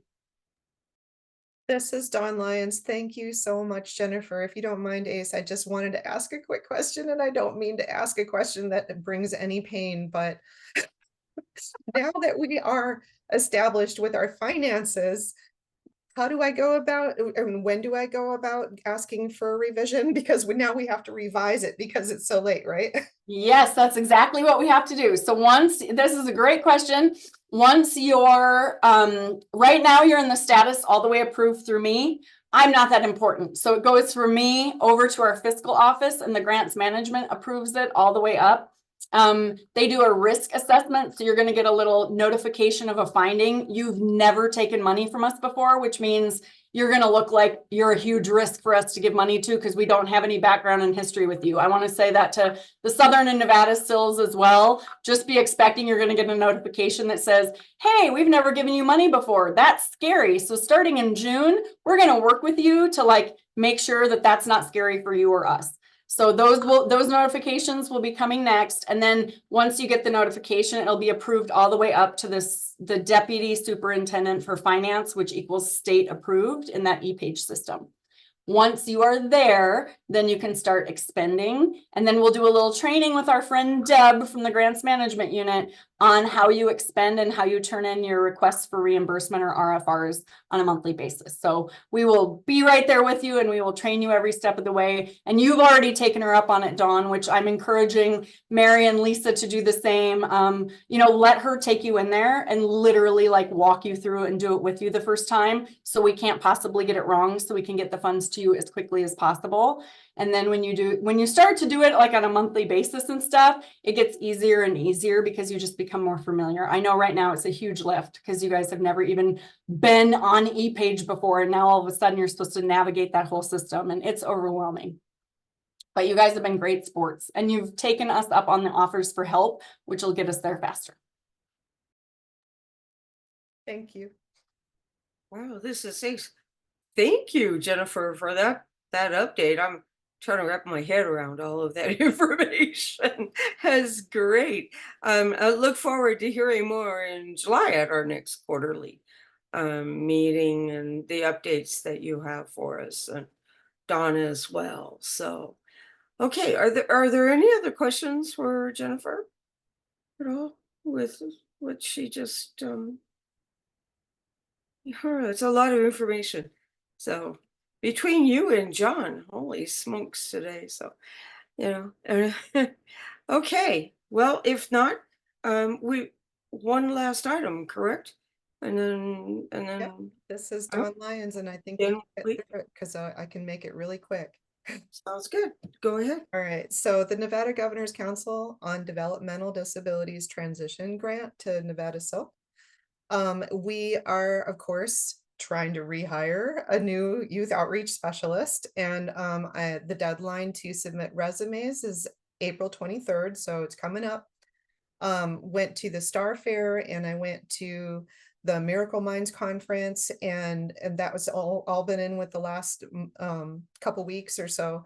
And because I was able to get out there, and I got to see Mary over there, and Julie and Havander helped me at the table, and so did Max Lowe. It was great.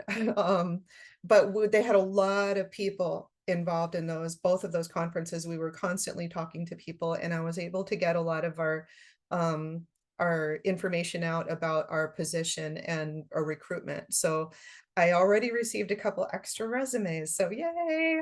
And we hopefully are going to be able to do interviews and get them started in the beginning of May. So I am excited about that. And so is the DD Council, because it's been more than half of the fiscal year 24. And so they're willing to work with us on how that looks once we actually get someone hired. And once we know, what kind of funding that looks like to get a revision done if we need to, or whatever we have to do. So yeah, that's it. Great. Thanks for the update, Dawn. I really hope we find someone and that they stay. That's the other thing, right? It's like everything else, right? You're here for a little bit and then gone, and you're left having to hire somebody else. I really do hope we find somebody who will hang in there for the long haul with us. Okay, any questions for Dawn on that, or? Okay, well, let's move into public comment. Dawn, would you be so kind to read out I sure can. No action may be taken upon a matter raised under public comment period unless the matter itself has been specifically included on an agenda as an action item. To provide public comment telephonically, dial 1-253-215 8782 US Tacoma. When prompted to provide the meeting ID, enter 929-904-1434 and passcode 707401. Comments will be allowed at the beginning and end of each day and will be limited to 3 minutes per person. Persons making comments will be asked to begin by stating their name for the record and to spell their last name and provide the secretary with written comments. Great, thanks. Any public comment? I have something that I forgot to say this before the public comment thing, and that's that our next meeting date, right, is July 10th and 11th of this year. So And actually, yes. Oh, did we change it? We actually added one on June 12th, on Wednesday, June 12th at 1 p.m. just so that we could go ahead and approve the draft spill so that we can submit that on time. But yes, we're still going to have our annual meeting on July 10th and 11th as well. Correct. And that's an important meeting. That's when we vote in chair and vice chair again. And so we will be doing that as well, same time, same station. And if you have any agenda items you would like to see on the agenda for those dates, please reach out to Dawn. So is there any other public comment? Jennifer, you had your hand up for a minute there. Did you have something? This is Jennifer Kane for the record. I have a really quick one. We're like 4 minutes to 3, so I want to let us adjourn. But everybody else did such a beautiful job of tying their stories today to actual human beings. And I can't leave without doing that for just a minute. So I have been asked by this gentleman to share as broadly and widely as I possibly can this information. So there is no fear of any kind of me outing someone. I know other folks weren't using people's names and those kinds of things, but his ask involves his name. And so I'm going to just share that with you briefly. So this young man is currently starting his PhD program at the University of Nevada, Reno. It is in special education with a focus in disability studies. He actually finished his master's degree just prior to this, and it was in disability studies with a focus on ableism. And he wanted to let me know that in addition to starting his program, he's also spearheading the development of a disability cultural center at UNR. And then his third thing, which I'm going to ask Dawn if I can send her to so she can share it out with you after the meeting, is his first academic publication was just released yesterday.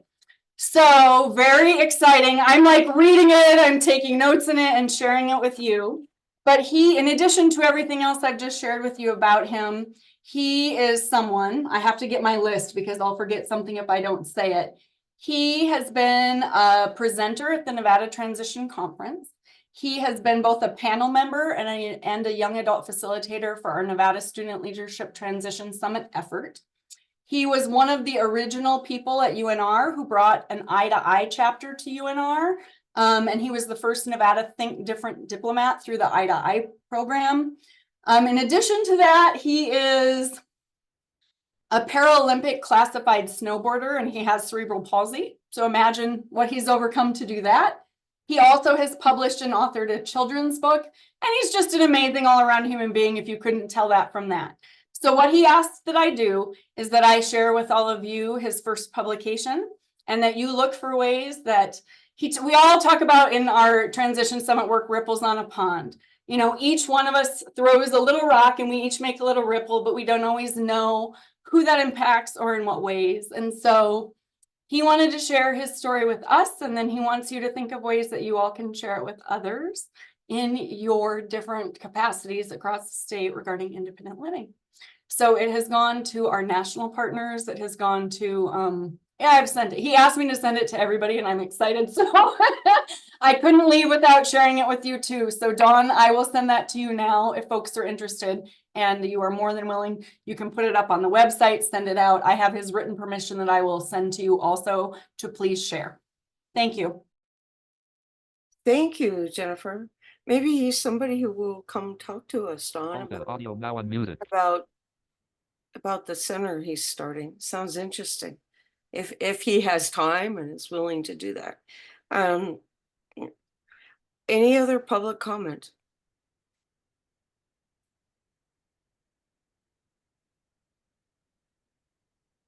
Going once. Going twice. Going 3 times. Okay, y'all. Thank you for a Thank you, Shannon, wonderful 2 everyone. days. And definitely thank you again for what may possibly be my last time chair. Before I age off the council for a bit. I'll still be around, but I'll have 2 more quarterly meetings with the SILC. And thank you again, Dawn, for asking me to chair today. It was it's been a great experience for me. So, all right, everybody, we Robin will see Kincaid you in left the July. meeting. Thank you to everybody. The meeting. Hold F4. Leave meeting button. Steve Black. Thank you. Thank you.